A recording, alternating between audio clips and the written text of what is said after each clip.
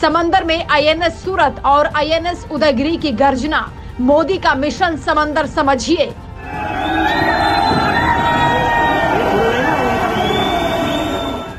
नौसेना का स्वदेशी अभियान कामयाब, समंदर से आसमान तक भारत की हुंकार सुनिए।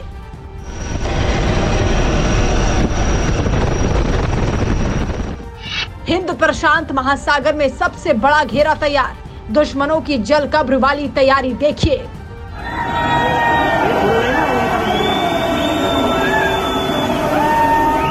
समंदर में देशभक्ति की इस गर्जना को अपने दिल में बसा लीजिए। हिंदुस्तान में काशी से मथुरा तक शोर तो कई बड़े मुद्दों का भी है, लेकिन इन सब के बीच वो तस्वीरें आई हैं जिसे देखेंगे तो आपको अपने देश पर नाज होगा। प्रधानमंत्री मोदी ने रक्षा क्षेत्र में आत्मनिर्भर भारत का जो संकल्प लिया है, उसे रक्षा मंत्री राजनाथ सिंह कुछ यूं साकार कर रहे हैं। तस्वीरें 17 मई 2022 की हैं, जब भारतीय नौसेना नया गौरवशाली इतिहास लिख रही थी। स्वदेशी तकनीक से तैयार 2 फ्रंटलाइन युद्धपोत आईएनएस सूरत और आईएनएस उदयगिरी का मुंबई में जल अवतरण किया गया। नौसेना प्रमुख एडमिरल आर हरि कुमार, नौसेना और रक्षा मंत्रालय के अधिकारियों समेत वहां मौजूद हर भारतवासी का सीना गर्व से चौड़ा हो गया।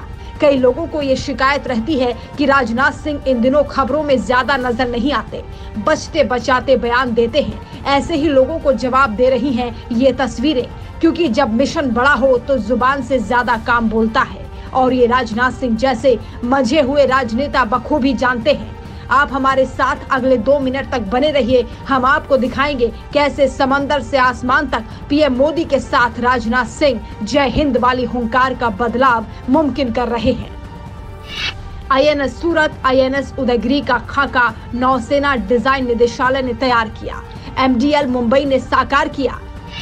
आईएनएस सूरत PI-5B श्रेणी का चौथा गाइडेड मिसाइल डिस्ट्रॉयर युद्धपोत है। आईएनएस उदयगिरी दूसरा स्टील्थ फ्रिगेट है। हिंद और प्रशांत महासागर में नौसेना की ताकत बढ़ी है। हम आत्मरक्षा के लिए हर मुमकिन कदम उठा रहे हैं। राजनाथ सिंह ने कहा, मेक इन इंडिया को हमने सच किया, अब पीएम के make for the world mission पर काम करेंगे। पिछले 5 साल में नौसेना के आधुनिकीकरण के बजट का 2/3 हिस्सा स्वदेशी खरीद पर खर्च किया गया।